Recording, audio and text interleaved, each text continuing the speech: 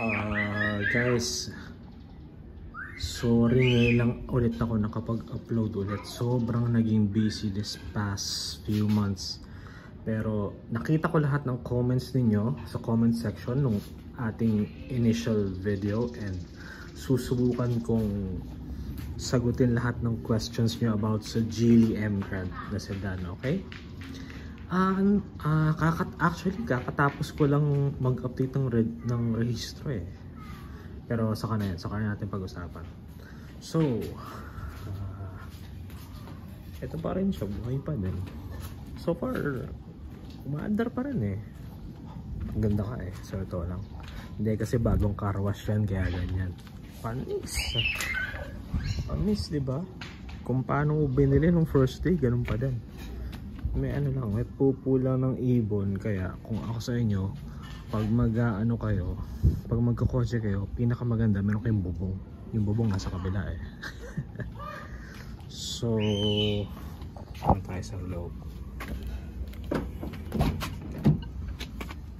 Panis, Geely yan boy. Ayos ba? Ayos ba yung Geely? So far, saan ba? So far sa ano ba, 2 years? 2022 ko siya binili. So far wala namang sira pa na major. Wala pa. Pero ang unang issue na meron ako dito na hindi ko pa napapaayos is yung sa aircon. Kasi yung aircon, meron tayong isang sobrang sikat na issue, yung actuator issue ng M Grand. Yan, kailangan natin yang ibalik sa kasa kasi aayusin nila. Sampulan natin. Teka, wait, sampulan natin.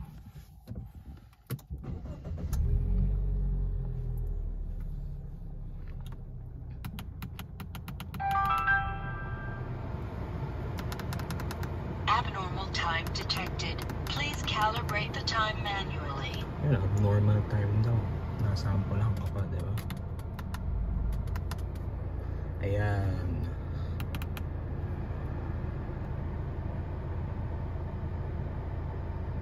So paminsan-minsan, ano ba yung actuator issue? Ayun o. Ayan, ito exactly yung actuator issue. Yung actuator issue is yung aircon is lumalakas, tas humihina. Nangyayari yan automatic random. See? Galing, di ba? Okay to pag tag-ulan kasi di mo masyadong mapapansin, pero pag mga summer, naku, ang hassle nito, sobrang init kaya mag-drive. Oo, pero the thing with the actuator issue is siguro mga after 15 minutes nagiging okay siya. Kaya minsan nakakatamad isuuli sa kasa eh, kasi pag tumatagal nagiging okay naman. Pero wag nyo akong gayahin. Ako lang yun, okay? Dali nyo sa kasa, ipapalit nyo yung actuator. Tapos isa pa palang, paano pa ba nati-trigger yung issue? Pag may lubak, pag yung kotse dumadaan sa lubak sa mga bumpy roads, ayan, medyo siya, tawag doon, humihina, lumalakas, natitrigger yung actuator issue. So kinausap ko yung sa Geely eMoose, and ang sabi is kukuha ng parts, tapos kapag nakuha na yung parts ay kailangan kong iwan yung kotse ng 1 linggo. Kailangan ko iwan yung kotse ng 1 linggo, tapos ayun, babalikan mo, okay na. Yun. So far, yun yung process na binigay nila sa akin. Ewan ko lang sa ibang kasa kung paano yung system nila. Pero so far, ganun sa Geely eMoose. And yeah, so far, sa ownership ko ng Geely M Grand, sobrang wala akong problema maliban lang sa actuator. Yan. Sa aircon. Pero maliban doon, okay. Sobrang walang issue. Umaandar siya kahit kailan ko gusto. Nagpalit nga pala ako ng gulong. nagpalit ako ng gulong sa likod, pero wala, nasa loob pa ako. Pag lumabas ako, nilagyan ko siya ng cellphone holder dito. Tapos ito, kapag mainit, alam nyo na yan, basic yan, alcohol, syempre alam nyo yan. Ito nga pala ay Geely M Grand Comfort. Comfort yan ha. So ako lang yung mano-manong ako lang yung mano-mano na nagtupi nung mga side mirror. Oo nga pala, hindi ko rin pala alam paano ba maglinis ng side mirror, kasi yung side mirror ko ang daming acid rain. Medyo mahirap yatang linisin to kasi nasusunog, di ba? Kapag in-acid rain remover. So, if meron kayong tip sa akin kung paano ko siya malilinis, yan, sobrang ma-appreciate ko yan. Kasi hindi ko talaga alam. Ayun o, yan. Yan. Kita nyo? Kita nyo yan? Puro acid rain yan. Puro acid rain. Ano pa ba? Ayan o, tingnan mo, wala na yung issue ng aircon, di ba? Ng actuator. Pero kahit wala ng issue, dalhin pa rin natin sa kasa. Kasi ano yata, nasa warranty. Libre pa kasi nasa warranty. Pagka 3 years.